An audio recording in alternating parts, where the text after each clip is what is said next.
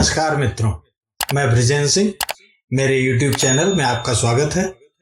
आज की कहानी है गोदान, लेखक मुंशी प्रेमचंद्र। होरी राम ने दोनों बैलों को सानी पानी देकर अपनी स्त्री धनिया से कहा, गोबर को ऊख गोड़ने भेज देना, मैं न जाने कब लौटूं, जरा मेरी लाठी दे दे। धनिया के दोनों हाथ गोबर से भरे थे, उपले पात कर आई थी। बोली, अरे कुछ रसपानी तो कर लो, ऐसी जल्दी क्या है। होरी ने अपने झुर्रियों से भरे हुए माथे को सिकोड़ कर कहा, तुझे रसपानी की पड़ी है, मुझे ये चिंता है कि अबेर हो गई तो मालिक से भेंट न होगी, स्नान पूजा करने लगेंगे तो घंटों बैठे बीत जाएगा। इसी से तो कहती हूँ कि कुछ जलपान कर लो, और आज न जाओगे तो कौन हरज होगा, अभी तो परसों गए थे। तू जो बात नहीं समझती उसमें टंग क्यों अड़ाती है भाई। मेरी लाठी दे दे और अपना काम देख। यह इसी मिलते जुलते रहने का प्रसाद है कि अब तक जान बची हुई है, नहीं कहीं पता न लगता कि किधर गए। गांव में इतने आदमी तो हैं, किस पर बेदखली नहीं आई, किस पर कुड़की नहीं आई। जब दूसरे के पांव तले अपनी गर्दन दबी हुई है तो उन पांवों को सहलाने में ही कुशल है। धनिया इतनी व्यवहार कुशल न थी। उसका विचार था कि हमने जमींदार के खेत जोते हैं तो वो अपना लगान ही तो लेगा, उसकी खुशामद क्यों करें, उसके तलवे क्यों सहलाएं। यद्यपि अपने वैवाहिक जीवन के इन 20 वर्षों में उसे अच्छी तरह से अनुभव हो गया था कि चाहे कितनी ही कतर ब्योंत कर ले, कितना ही पेट तन काटो, चाहे एक एक कौड़ी को दांत से पकड़ो, मगर लगान का बेबाक होना मुश्किल है। फिर भी वह हार न मानती थी और इस विषय पर स्त्री पुरुष में आए दिन संग्राम छिड़ा रहता था। उसकी 6 संतानों में अब केवल 3 जिंदा हैं। एक लड़का गोबर, कोई 16 साल का, और 2 लड़कियां सोना और रूपा, 12 और 8 साल की। 3 लड़के बचपन में ही मर गए थे। उसका मन आज भी कहता था अगर उनकी दवा दवाई होती तो वे बच जाते, पर वह एक ढेले की दवा भी न मंगवा सकी थी। उसकी ही उम्र अभी क्या थी, 36वां ही साल तो था, पर सारे बाल पक गए थे, चेहरे पर झुर्रियां पड़ गई थी, सारी देह ढल गई थी। वह सुंदर गेहुआ रंग संभला गया था और आंखों से भी कम सूझने लगा था। पेट की चिंता ही के कारण तो। कभी तो जीवन का सुख न मिला। इस चिरस्थायी जीर्णावस्था ने उसके आत्मसम्मान को उदासीनता का रूप दे दिया था। जिस गृहस्थी में पेट की रोटियां भी न मिले उसके लिए इतनी खुशामद क्यों। इस परिस्थिति से उसका मन बराबर विद्रोह किया करता था और 2-4 घुड़कियां खा लेने पर ही उसे यथार्थ का ज्ञान होता था। उसने परास्त होकर होरी की लाठी, मिर्जई, जूते, पगड़ी और तंबाकू का बटुआ लाकर सामने पटक दिया। होरी ने उसकी ओर आंखें तरेर कर कहा, क्या ससुराल जाना है जो 5 पोशाकें लाई है। ससुराल में भी तो कोई जवान साली सलाह नहीं बैठे हैं जिसे जाकर दिखाऊं। होरी के गहरे सांवले पिचके हुए चेहरे पर मुस्कुराहट की मृदुता झलक पड़ी। धनिया ने लजाते हुए कहा, ऐसे ही बड़े सजीले जवान हो कि साली सलाहें तुम्हें देख कर रीझ जाएंगी। होरी ने फटी हुई मिर्जई को बड़ी सावधानी से तह करके खाट पर रखते हुए कहा, तो तू क्या समझती है मैं बूढ़ा हो गया, अभी तो 40 भी नहीं हुए हैं। मर्द 60 पर पाठे होते हैं। जाकर शीशे में मुंह देखो, तुम जैसे मर्द 60 पर पाठे नहीं होते। दूध घी इंजन लगाने तक को तो मिलता नहीं, पाठे होंगे। तुम्हारी दशा देखकर तो मैं और भी सूखी जाती हूँ कि भगवान यह बुढ़ापा कैसे कटेगा, किसके द्वार पर भीख मांगेंगे। होरी की वह क्षणिक मृदुता यथार्थ की इस आंच में झुलस गई।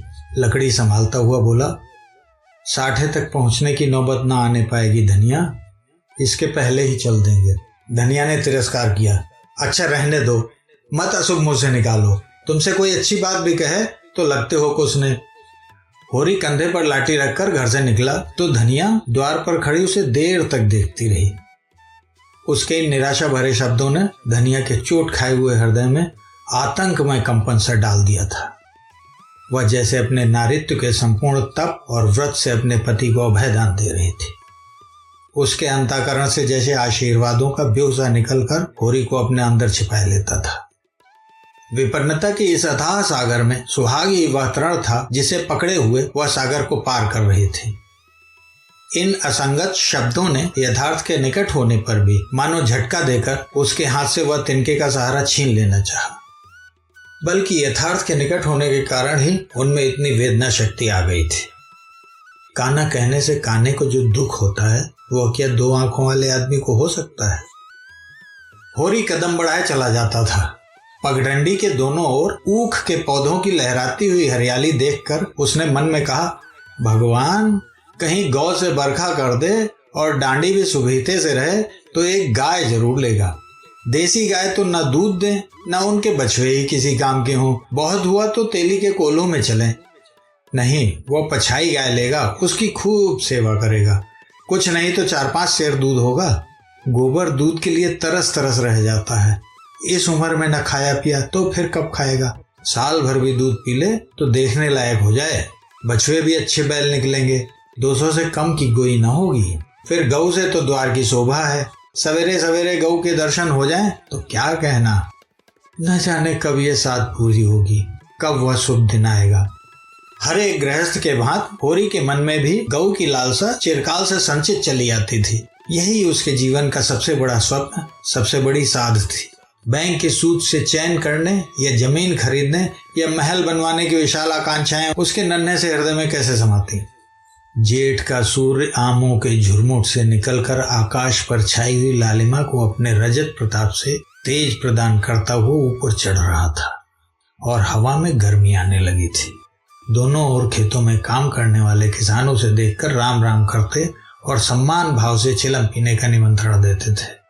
पर होरी को इतना अवकाश कहाँ था। उसके अंदर बैठी हुई सम्मान लालसा ऐसा आदर पाकर उसके सूखे मुख पर गर्व की झलक पैदा कर रही थी। मालिकों से मिलते जुलते रहने का ही तो यह प्रसाद था कि सब उसका आदर करते थे, नहीं उसे कौन पूछता। 5 बीघे के किसान की बिसात ही क्या। यह कम आदर नहीं है कि 3-3, 4-4 हल वाले महतो भी उसके सामने सिर झुकाते थे। अब वह खेतों के बीच की पगडंडी छोड़कर एक खलेटी में आ गया था, जहां बरसात में पानी भर जाने के कारण तरी रहती थी और जेठ में कुछ हरियाली नजर आती थी। आसपास के गांवों की गौएं वहां चढ़ने आया करती थीं। उस उमस में भी यहाँ की हवा में कुछ ताजगी और ठंडक थी। होरी ने 2-3 सांसें जोर से ली। उसके जी में आया कुछ देर यहीं बैठा जाए, दिन भर तो लू लपट में मरना ही है। कई किसान इस गट्ठे का पट्टा लिखाने को तैयार थे, अच्छी रकम देते थे।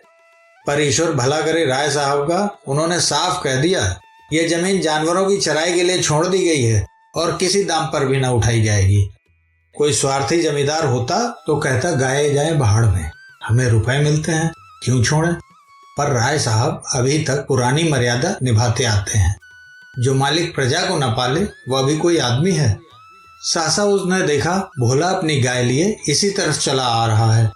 भोला इस गांव से मिले हुए पूर्वे का ग्वाला था और दूध मक्खन का व्यवसाय करता था। अच्छा दाम मिल जाने पर कभी कभी किसानों के हाथ गाय बेच भी देता था। होरी का मन उन गायों को देखकर ललचा गया। अगर भोला वो आगे वाली गाय उसे दे दे तो क्या कहना, रुपए आगे पीछे देता रहेगा। वो जानता था घर में रुपए नहीं है, अभी तक लगान नहीं चुकाया जा सका। विशेषर साह का देना भी बाकी है, जिस पर आने रुपए का सूद चढ़ रहा है। लेकिन दरिद्रता में जो एक प्रकार की अदूरदर्शिता होती है, वह निर्लज्जता जो तकाजी, गाली और मार से भी भयभीत नहीं होती। उसने उसे प्रोत्साहित किया। बरसों से जो साध मन को आंदोलित कर रही थी, उसने उसे विचलित कर दिया। भोला के समीप जाकर बोला, राम राम भोला भाई, कहो क्या रंग ढंग है, सुना आपकी मेले से नई गाय लाए हो। भोला ने रुखाई से जवाब दिया। होरी की मन की बात उसने ताड़ ली थी। हाँ, 2 बछिया और 2 गाय लाया। पहली वाली गायें सब सूख गई थी, बंधे पर दूध न पहुंचे तो गुजर कैसे हो।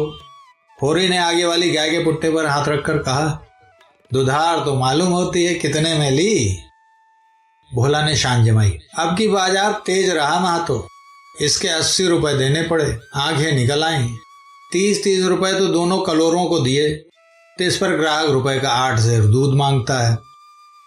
बड़ा भारी कलेजा है तुम लोगों का भाई, लेकिन फिर लाए भी तो वह माल कि यहाँ 10-5 गांवों में तो किसी के पास निकलेगी नहीं। भोला पर नशा चढ़ने लगा। बोला, राय साहब इसके 100 रुपए देते थे, दोनों कलोरों के 50-50 रुपए, लेकिन हमने न दिए। भगवान ने चाहा तो 100 रुपए इसी ब्यात में पीट लूंगा, इसमें क्या संदेह है भाई। मालिक क्या खा के लेंगे, नजराने में मिल जाए तो भले ले लें। यह तुम्ही लोगों का गुर्दा है कि अंजलि भर रुपए तकदीर के भरोसे गिन देते हो। यही जी चाहता है कि इसके दर्शन करता रहूं। धन्य है तुम्हारा जीवन की गौओं की इतनी सेवा करते हो। हमें तो गाय का गोबर भी मैसर नहीं, गृहस्थ के घर में एक गाय भी ना हो तो कितनी लज्जा की बात है। साल के साल बीत जाते हैं, गोरस के दर्शन नहीं होते। घरवाली बार बार कहती, भोला भैया से कहते क्यों नहीं? मैं कह देता हूँ, कभी मिलेंगे तो कहूंगा। तुम्हारे स्वभाव से बड़ी प्रसन्न रहती है। कहती है, ऐसा मर्द ही नहीं देखा कि जब बात करेंगे नीची आंख करके, कभी सिर नहीं उठाते। भोला पर जो नशा चढ़ रहा था उसे इस भरपूर प्याले ने और गहरा कर दिया। बोला, आदमी वही है जो दूसरों की बहू बेटी को अपनी बहू बेटी समझे। जो दुष्ट किसी मेहरिया की ओर ताके उसे गोली मार देना चाहिए। ये तुमने लाख रुपए की बात कह दी भाई। बस सज्जन वही जो दूसरों की आबरू समझे। जिस तरह मर्द के मर जाने से औरत अनाथ हो जाती है, उसी तरह औरत के मर जाने से मर्द के हाथ पांव टूट जाते हैं। मेरा तो घर उजड़ गया मातो, कोई एक लोटा पानी देने वाला भी नहीं।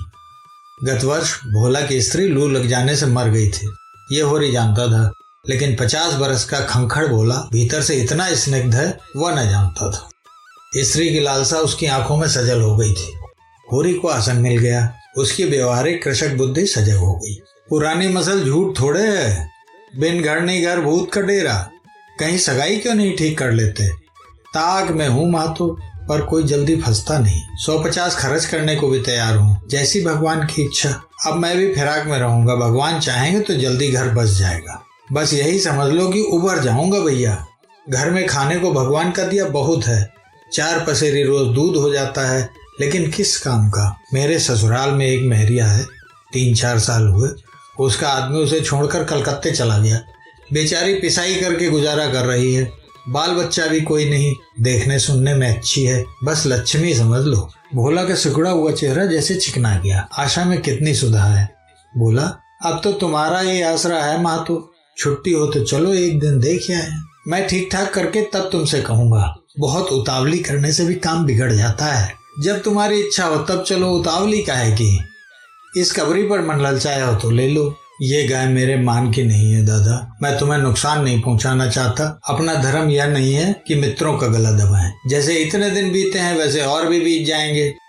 तुम तो ऐसी बातें करते हो होरी जैसे हम तुम दो हैं। तुम गाय ले जाओ, दाम जो चाहे देना। जैसे मेरे घर रही वैसे तुम्हारे घर रही। 80 रुपए में ली थी, तुम 80 रुपए ही दे देना जाओ। लेकिन मेरे पास नगद नहीं है दादा, समझ लो। तो तुमसे नगद मांगता कौन है भाई? होरी की छाती गज भर की हो गई। 80 रुपए में गाय महंगी न थी। ऐसा अच्छा डील डबल, दोनों जून में 6-7 सेर दूध, सीधी ऐसी कि बच्चा भी दूल्हे। इसका तो एक एक बाछा 100-100 का होगा। द्वार पर बंधेगी तो द्वार की शोभा बढ़ जाएगी। उसे भी कोई 400 रुपए देने थे, लेकिन उधार को एक तरह से मुफ्त समझता था। कहीं भोला की सगाई ठीक हो गई तो 1-2 साल तो वो बोलेगा भी नहीं। सगाई ना भी हुई तो होरी का क्या बिगड़ता है? यही तो होगा, भोला बार बार तगादा करने आएगा, बिगड़ेगा, गालियां देगा। लेकिन होरी को इसकी कोई ज्यादा शर्म न थी। इस व्यवहार का वो आदी था। कृषक के जीवन का तो यही प्रसाद है। भोला के साथ वो छल कर रहा था और यह व्यापार उसकी मर्यादा के अनुकूल न था। अब भी लेन देन में उसके लिए लिखा पढ़ी होने और न होने में कोई अंतर न था। सूखे बूढ़े की विद्याएं उसके मन को भीरू बनाए रहती थी। ईश्वर का रौद्र रूप सदैव उसके सामने रहता था, पर यह छल उसकी नीति में छल न था। वह केवल स्वार्थ सिद्धि थी और कोई बुरी बात न थी। इस तरह का छल तो वह दिन रात करता रहता था। घर में 2-4 रुपए पड़े रहने पर भी महाजन के सामने कसमें खा लेता था कि 1 पाई भी नहीं है। सन को कुछ गीला कर देना और रुई में कुछ बिनौले भर देना उसकी नीति में जायज था। और यहाँ तो केवल स्वार्थ न था, थोड़ा सा मनोरंजन भी था। बुढ़ों का बुढ़भस हास्यास्पद वस्तु है और ऐसे बुढ़ों से अगर कुछ ऐंठ भी लिया जाए तो कोई दोष पाप नहीं।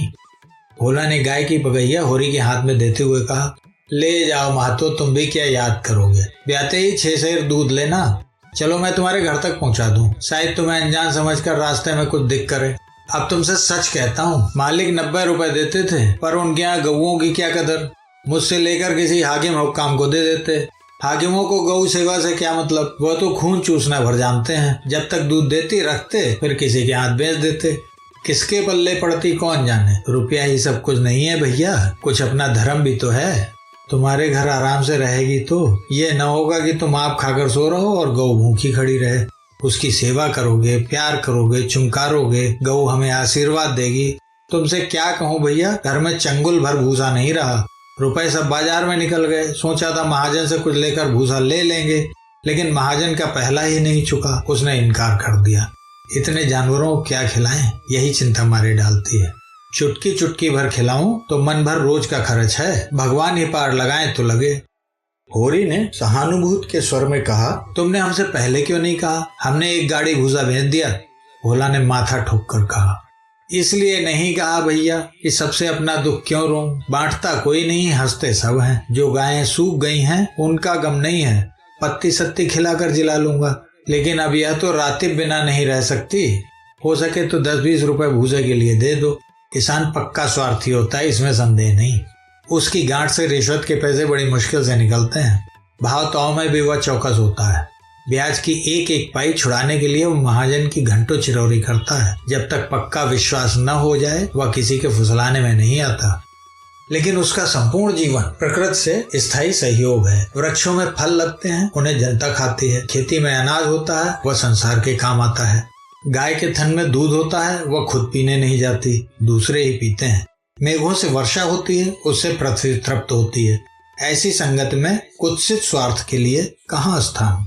होरी किसान था और किसी के जलते हुए घर में हाथ सेकना उसने सीखा ही न था।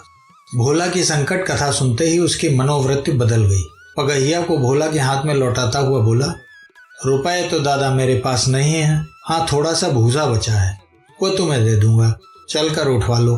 भूसे के लिए तुम गाय बेचोगे और मैं लूंगा, मेरे हाथ न कट जाएंगे? भोला ने आर्द्र कंठ से कहा, तुम्हारे बैल भूखों न मरेंगे? तुम्हारे पास भी ऐसा कौन सा बहुत सा भूसा रखा है? नहीं दादा, अब की भूसा अच्छा हो गया था। मैंने तुमसे नाहक भूसे की चर्चा की, तुम न कहते और पीछे से मुझे मालूम होता तो मुझे बड़ा रंज होता कि तुमने मुझे इतना गैर समझ लिया। अवसर पड़ने पर भाई की मदद भाई न करे तो काम कैसे चले? मुदा ये गाय तो लेते जाओ। अभी नहीं दादा, फिर ले लूंगा। तो भूसे के दाम में कटवा लेना। होरी ने दुखी स्वर में कहा, दाम कौड़ी की इसमें कौन सी बात है दादा? मैं 1-2 जून तुम्हारे घर खा लूंगा तो तुम मुझसे दाम मांगोगे? लेकिन तुम्हारे बैल भूखों मरेंगे कि नहीं? भगवान कोई न कोई सबील निकालेंगे ही। आषाढ़ सिर पर है, अड़भी बोलूंगा, मगर यह गाय तुम्हारी हो गई। जिस दिन इच्छा हो आकर ले जाना। किसी भाई का लीलाम पर चढ़ा हुआ बैल लेने में जो पाप है वह इस समय तुम्हारी गाय लेने में है। होरी में बाल की खाल निकालने की शक्ति होती तो वह खुशी से गाय लेकर घर की राह लेता। भोला जब नकद रुपए नहीं मांगता तो स्पष्ट था कि वह भूसे के लिए गाय नहीं बेच रहा है, बल्कि इसका कुछ और आशय है। लेकिन जैसे पत्तों के खड़कने पर घोड़ा अकारण ही ठिठक जाता है और मारने पर भी आगे कदम नहीं उठाता, वही दशा होरी की थी। संकट की चीज लेना पाप है, यह बात जन्म जन्मांतरों से उसकी आत्मा का अंश बन गई थी। भोला ने गदगद कंठ से कहा, तो किसी को भेज दूं भूसे के लिए? होरी ने जवाब दिया, अभी मैं राय साहब की ड्योढ़ी पर जा रहा हूँ, वहां से घड़ी भर में लौटूंगा, तब किसी को भेजना। भोला की आंखों में आंसू भर आए। बोला, तुमने आज मुझे उबार लिया होरी भाई। मुझे अब मालूम हुआ कि मैं संसार में अकेला नहीं हूँ, मेरा भी कोई हेतु है। एक क्षण के बाद उसने फिर कहा, उस बात को भूल न जाना। होरी आगे बढ़ा तो उसका चित्त प्रसन्न था। मन में एक विचित्र स्फूर्ति हो रही थी। क्या हुआ, 10-5 मन भूसा चला जाएगा। बेचारे को संकट में पड़कर अपनी गाय तो न बेचनी पड़ेगी। अब मेरे पास चारा हो जाएगा, तब गाय खोल लाऊंगा। भगवान करे मुझे कोई मेहरिया मिल जाए, फिर तो कोई बात ही नहीं। उसने पीछे फिर कर देखा। कबरी गाय पूंछ से मक्खियां उड़ाती, सिर हिलाती, मस्तानी मंद गति से झूमती चली जाती थी, जैसे बांदियों के बीच में कोई रानी हो। कैसा शुभ होगा वह दिन जब वह कामधेनु उसके द्वार पर बंधेगी।